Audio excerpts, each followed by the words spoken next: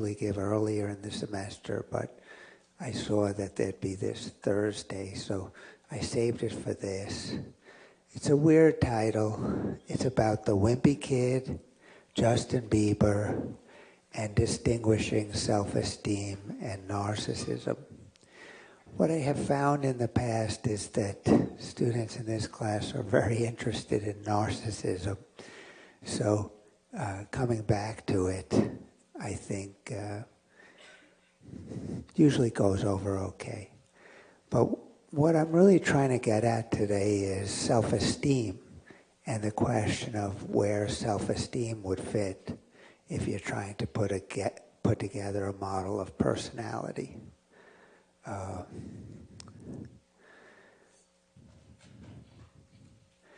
And in your other classes, for example, personality and social psychology, or if you take my human motivation class, you'll come across a lot of individual difference variables that have to do with personality, and you could generally think about them as self-related variables. So sometimes it's self-clarity, self-determination.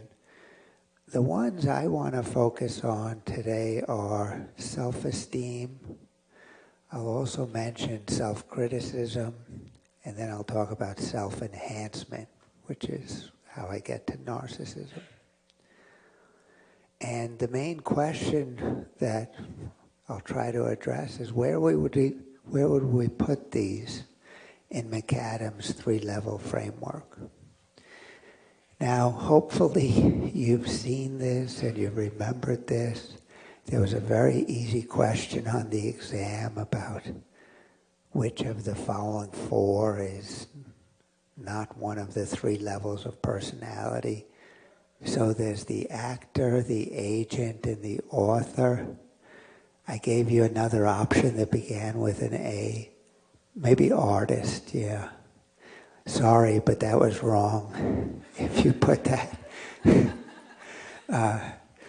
And that's a little tricky because it's about the art and science of personality, so you might have gotten tricked on that. But the first level of personality is about consistencies in social emotional behavior. It's the best organized level. I've made a strong case that the Big Five inventory is what we want to use to capture that level. The second level, and you can see that there's a developmental aspect to these. So the dispositional traits at the age of 6 months, 4 months, maybe even 2 months, you could pick up whether a child is shy, reactive. So the dispositional traits come online very early, strong genetic component, and they're the most stable and consistent across our lifespan. There is opportunities to change, especially during young adulthood, but it's the most consistent. The second level, is called the motivated agent, and this is where we become more future-oriented and more motivational differences come online. And the one that I really focused on are the big three motives, but I'll consider some other things from this level. But if you read chapter 5, at the beginning, I think the chapter is called the age 5 to 7 shift. And McAdams explained something that made sense to me, but I didn't really know before I read it, which is there's a variety of maturational changes that occur between kindergarten and second grade that dramatically affects the way we think about ourselves. So he suggests, and this is based on evidence, that when we're 5 and 6 years old, all of us have high self-esteem. almost all 5, 6-year-olds think they're awesome, that they're great at sports, that they're good socially, that they're good at school, they're good learners. But by the time we're 8, 9, or 10, a normal distribution emerges where some of us still think we're awesome. Most of us now think we're like average. And some of us think we're really deficient. And this occurs because we have cognitive capacities that allow us to systematize and to compare. So by the time you're 8, you know whether you're good at sports compared to the other boys or girls. You know whether you're more attractive or less attractive. You know whether you're smarter or less smart in math. So we become capable of making a lot of these comparisons and calculations. And it's really a shame that this happens, because this will really lead to pretty dramatic variations in self-esteem. So he places the emergence of self-esteem in this second, at the second level. But I'm going to talk about self-esteem, and I actually, my guess is that even though the developmental process emerges at the second level, we can actually understand how that developmental process will go based on something from the first level. And I'll get to that shortly. So here are the questions. I'm sorry there's so many of them. Is self-esteem part of McAdams' personality framework? I would say generally not. He talks about it at the beginning of chapter 5, but I have a feeling it would be difficult for you to say, okay, it's level 1, it's level 2, or it's level 1.5. In his other work, I think he clarifies where self-esteem would be. Next thing I want to do is to distinguish self-esteem or high self-esteem from narcissism. And there is a distinction. And in order to do that, I'll consider whether the Wimpy Kid has healthy self-esteem, and I'll consider whether Justin Bieber is a narcissist.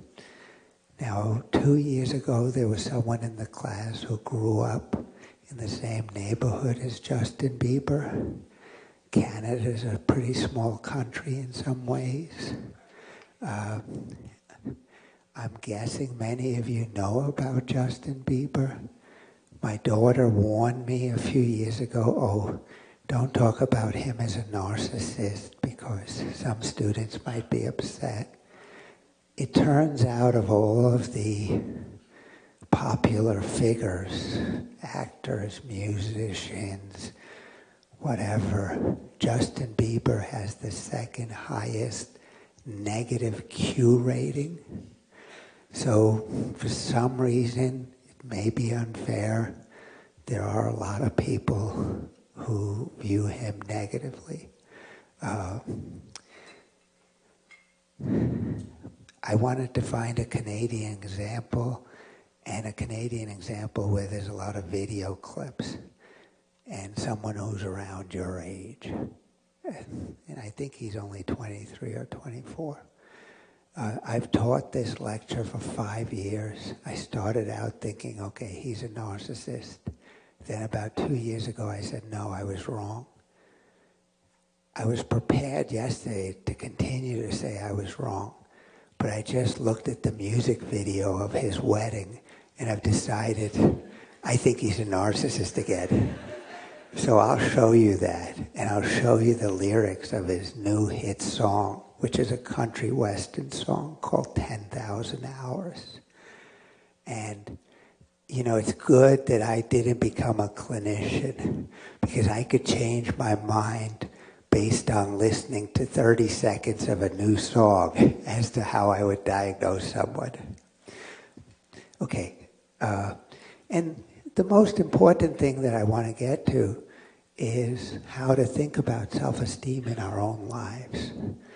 And I don't think there's many of us who haven't wrestled with some questions about self-esteem. And so even though it's not a big part of McAdams' personality framework, it probably has been a big part of our mental considerations about who we are. Okay, I'll begin with an example to try to distinguish self-esteem and narcissism, and also I'll say something about self-criticism. So about 20 years ago, I was living here in Montreal. I'd been here 10 years.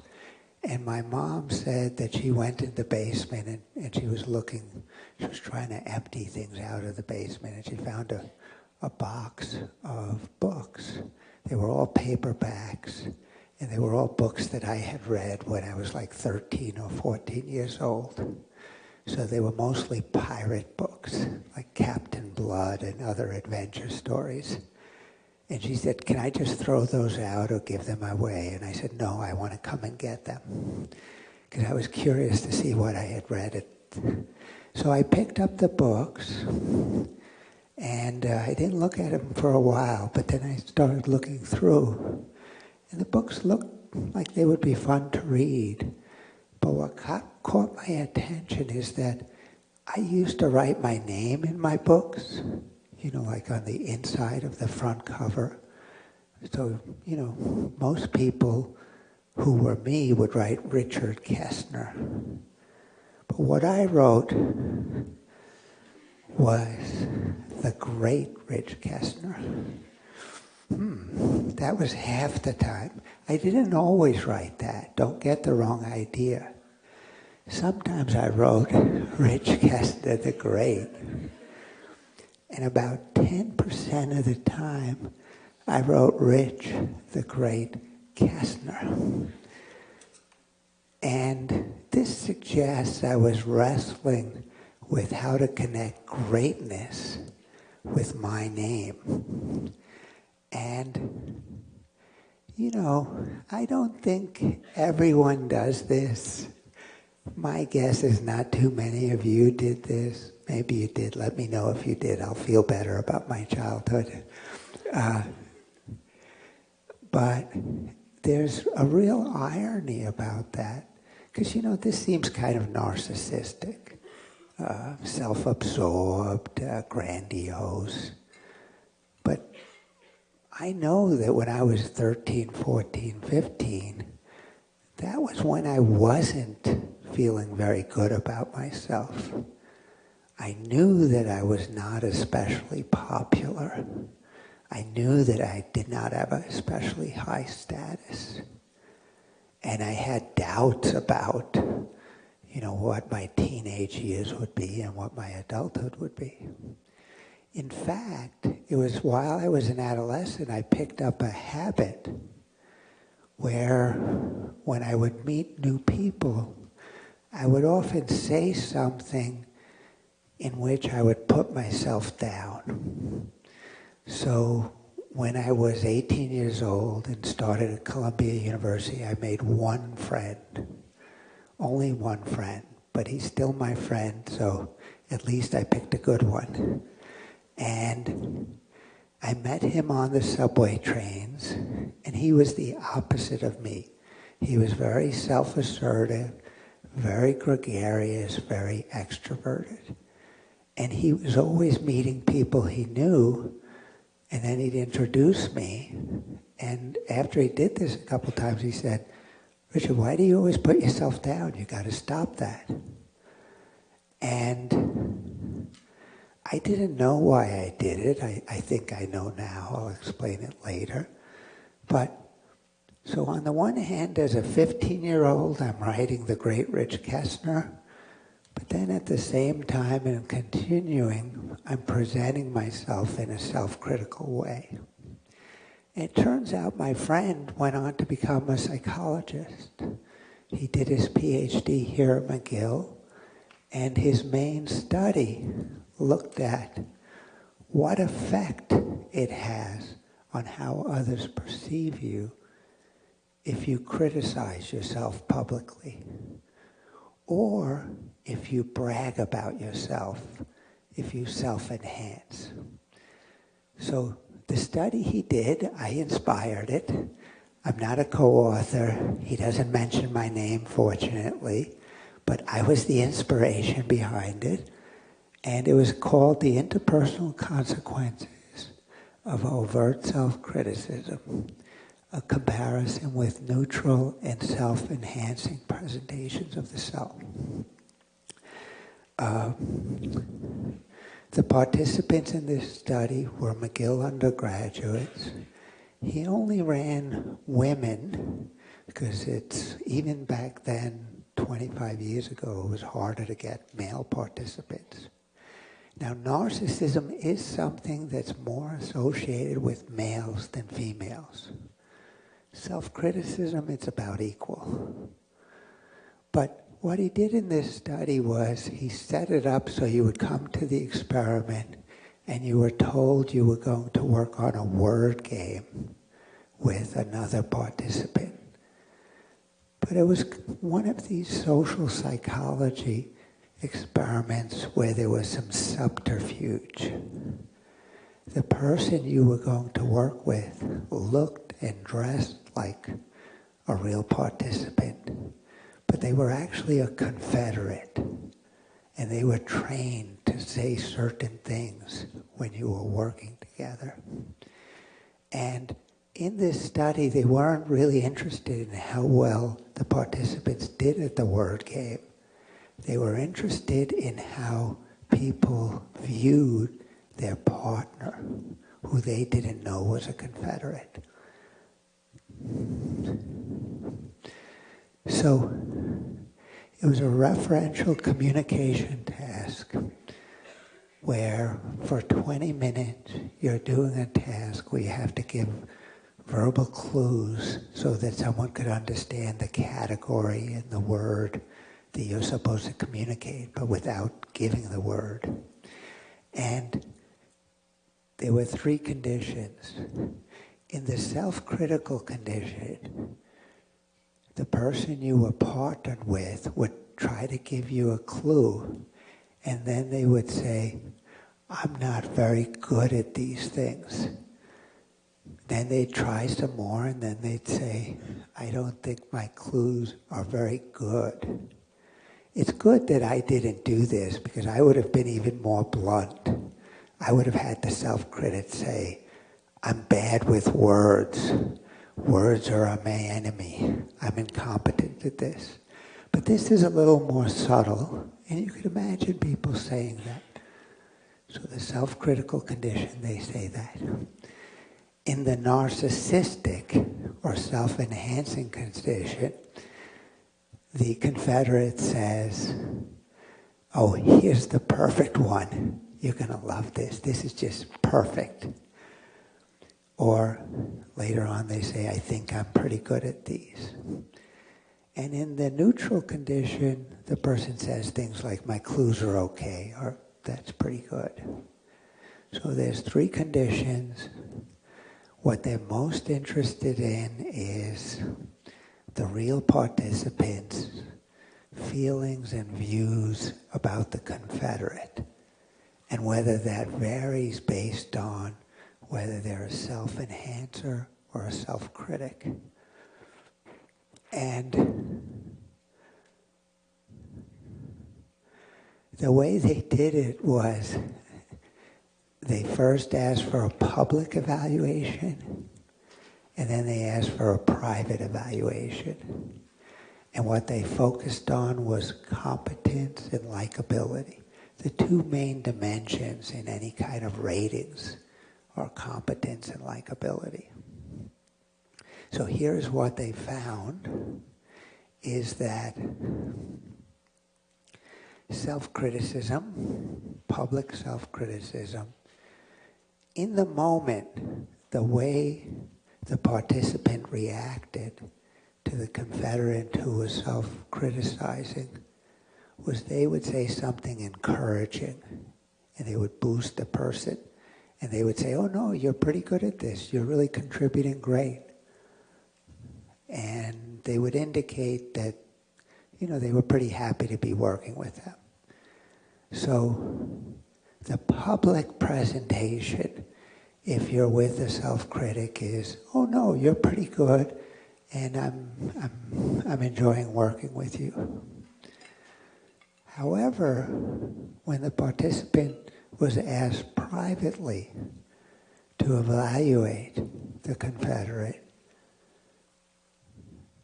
and they were assured that this information would not go back, they said, yeah, that person really wasn't very good, and I don't think I want to work with them again.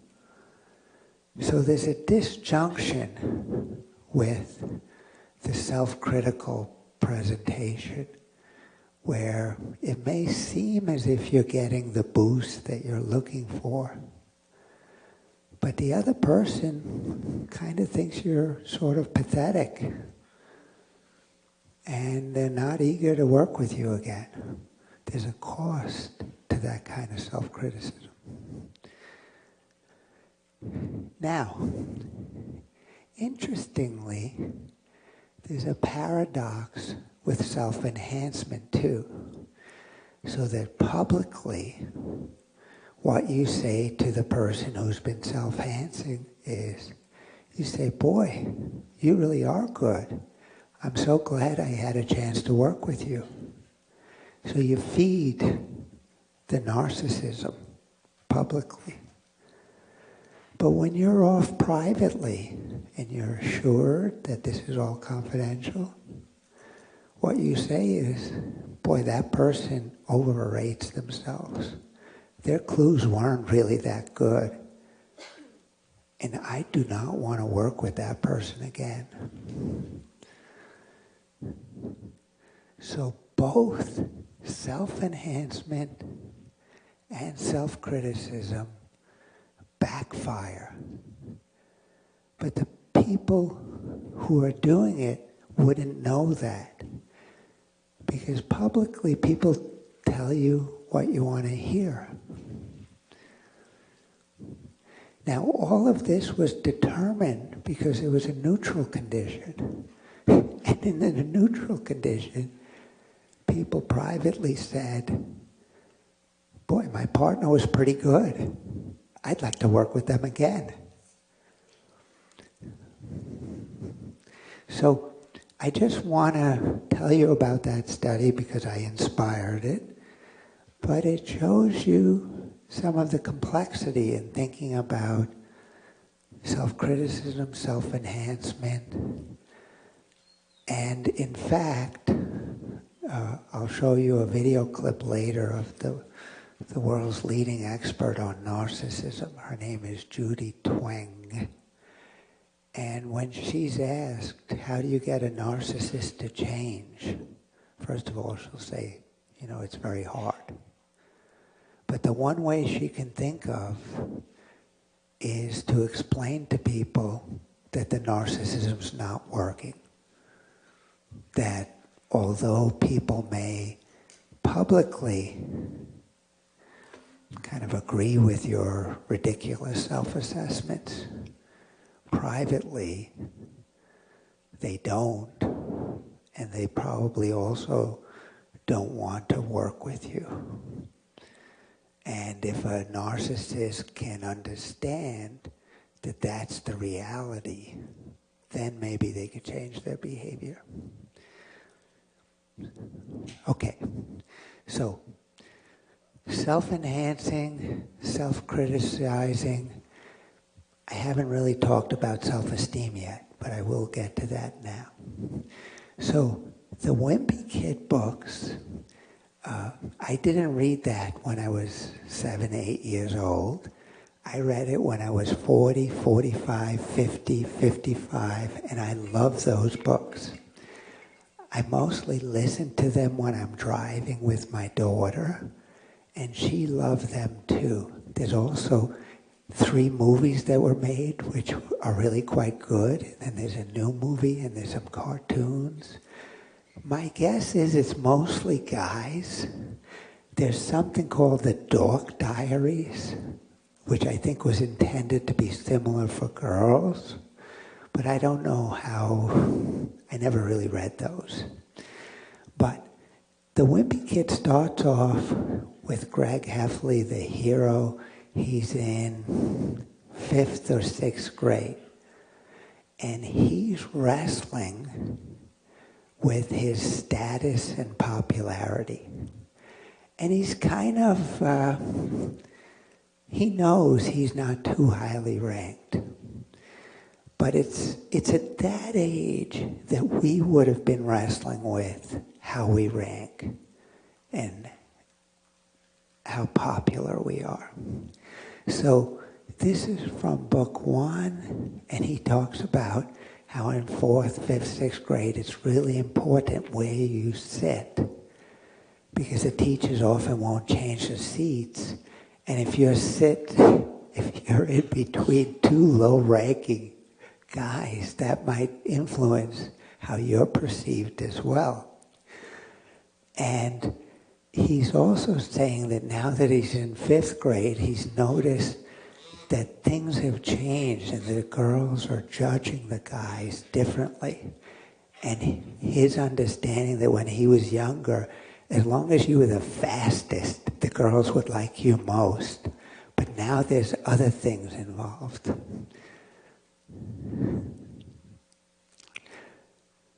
Now, okay, I'll actually read this. So,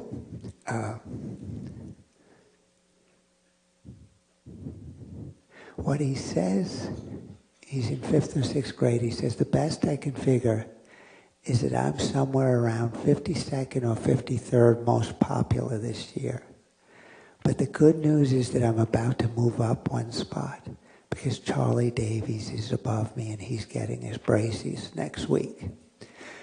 The sweetest part of the book is he has a friend, Rowley. It's this square fellow over here. And what he says about Rowley is, I try to explain all this popularity stuff to my friend Rowley, who is probably hovering right around the 150 mark, by the way.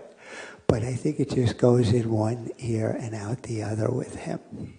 So Rowley's not so alert to the 2 fundamental tasks that a 5th grader has, that a college student has, that a 60-year-old has. And the 2 fundamental tasks is to get along with others, to be popular, and also to achieve some status, to get ahead. And Greg Heffley, as a 12, 13-year-old, is very aware that this is going on. So middle school is the age of self-consciousness, and there's a real preoccupation with popularity and esteem. Okay.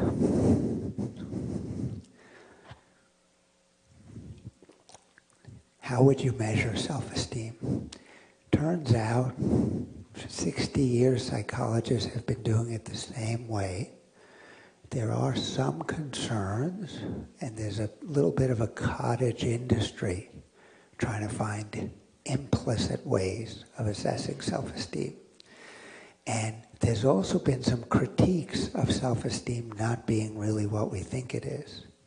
But here's a 10-item scale. You could take this online. You could find what percentile your self-esteem would be at. And it's 10 questions where you're asked to circle whether you strongly agree, moderately agree, disagree, or strongly disagree. Now, I want to remind you that the first time you see a scale, what you should be doing is trying to judge the face validity of this. And you should be thinking about, okay, if I did this, and if I answered this way, do I believe it's really getting at what it's supposed to get at? And the issue with self-esteem is whether these self-esteem items might actually be measuring narcissism, an excessive self-esteem. So, on the whole, I'm satisfied with myself. You know, I think a lot of us could say, yeah, I'll rate that, I am. So a 3 or 4. And that has some face validity. At times, I think I'm no good at it all. That's a reversed item. So if you say, no, I never think like that, that indicates high self-esteem. I feel that I have a number of good qualities. Yeah, I'm a terrible dancer, a terrible singer, I'm terrible at a lot of things. But yeah, I have some good qualities. I'm able to do things as well as most other people. So the items go on like that. And what I would say is that this has good face validity. So that if I knew my daughter took that scale, and if she got 30 out of 40, I would feel good. If she got 38 out of 40, I think I would still feel good. I wouldn't worry that she's a narcissist. These items, I think, capture what most of us think of as healthy self-esteem.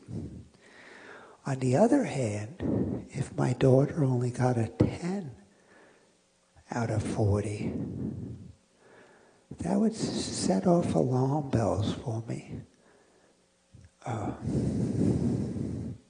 Okay, so you could take that scale. A lot of research has been done with that scale. It's only 10 items, really quick to administer. It has good reliability. The validity, the predictive validity, I think is a key question. Now, why doesn't McAdams include self-esteem? It's administered in a lot of studies. There's probably 1,000 published studies that include self-esteem. But he doesn't put it in his model. The first reason, there's 2 reasons why he doesn't bother to put it in his model. One is he thinks self-esteem is an outcome rather than an independent variable that would predict things about your personality. So he thinks of self-esteem as being similar to well-being. And most research, they distinguish between the personality variables and the indicators of well-being. So self-esteem should go with life satisfaction, positive and negative affect, and it's more of an outcome. And life satisfaction isn't included in McAdams' model. Positive and negative affect is discussed, but it's really discussed more as an outcome. So one reason it's not there is that self-esteem may be an indicator of well-being rather than being a part of your personality. Now here's the other reason, and McAdams doesn't, I think, say this in the book you're reading, but in the previous personality textbook that I used, he was very explicit about this. He thinks self-esteem is already captured, and it's captured by the big 5. And it's captured by a trait that I've talked about at length and that I'll continue to talk about. And in fact, it's captured by 1/2, or one major facet of this trait. Which of the big 5 traits do you think would co-vary? Yeah. Yeah, exactly. So social dominance. I've argued that extroversion, you could think of it in terms of wanting to be around other people, being gregarious. That's social vitality. But then there's social dominance or social assertiveness. There's actually a separate scale that measures social assertiveness, social dominance. It includes these 7 items: self-confident, feels superior, takes a stand, ambitious, stands up under pressure, not timid. when you measure items like that are clearly about social dominance, they correlate 0.8 with the Rosenberg self-esteem scale that I showed you earlier. So that people who are very high on social dominance, they do tend to score very high on self-esteem. The problem is the social dominance, when you see these items, you worry a little bit more that it goes beyond self-esteem and that there's something narcissistic about it, especially feeling superior, and being forward.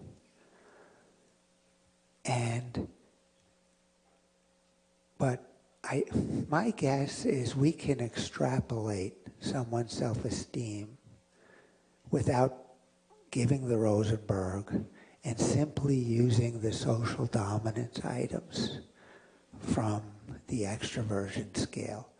It would be best to use it with a really good scale like the 240 item Big Five scale. But McAdams doesn't include self-esteem explicitly because, number one, it can be an outcome, and number two, it's highly, highly related to social dominance. Yeah.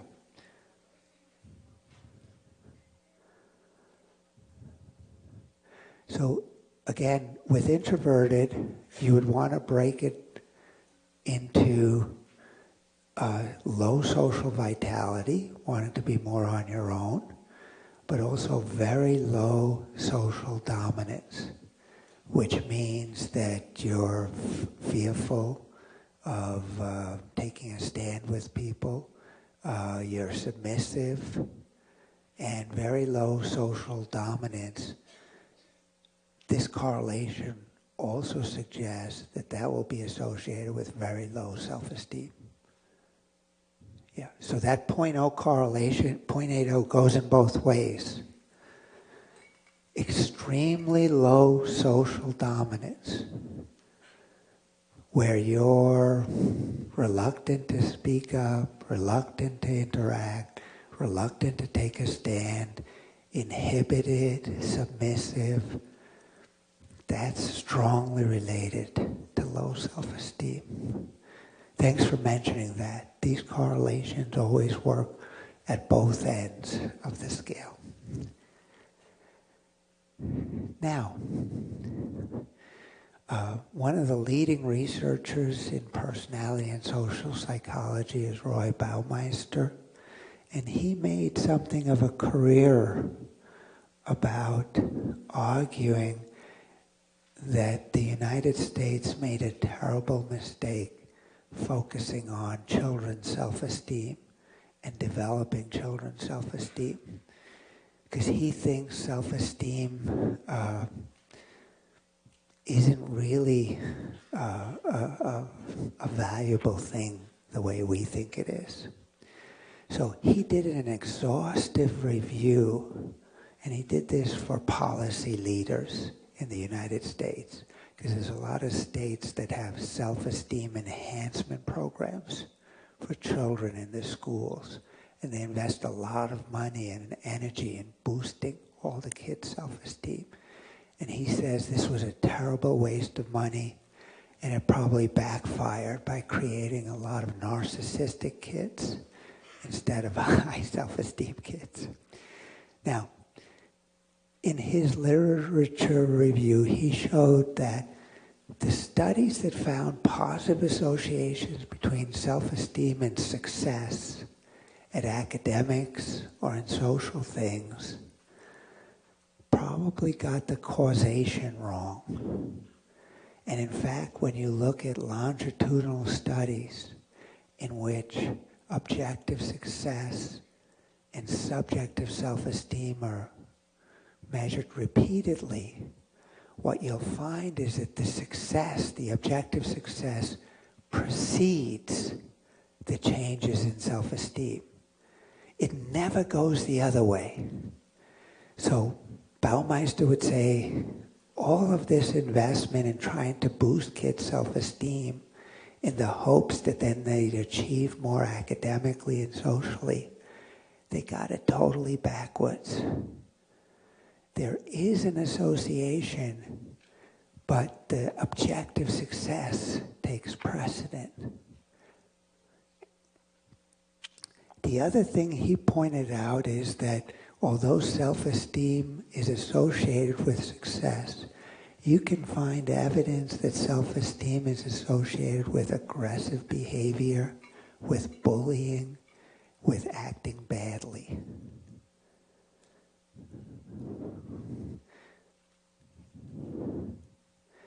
The only benefit that he could find for self-esteem is that people high in self-esteem do seem to be happier, and they stay happier into the future. But some bullies are very happy. Some narcissistic, mean people are very happy. So he questions whether that's really important. The other thing he found is that high self-esteem is associated with taking more initiative. Unfortunately, it's associated with a lot of risky initiative taking. His conclusion was, as a society, the United States made a terrible, terrible mistake focusing on self-esteem. And he recommended that we should focus on self-control and helping kids learn to develop their self-control, to be more conscientious, and that will translate into success, and then their self-esteem will rise in a meaningful way because of the objective success. Okay, so that's a little background on self-esteem, and now I'm going to focus in on the Canadian example, which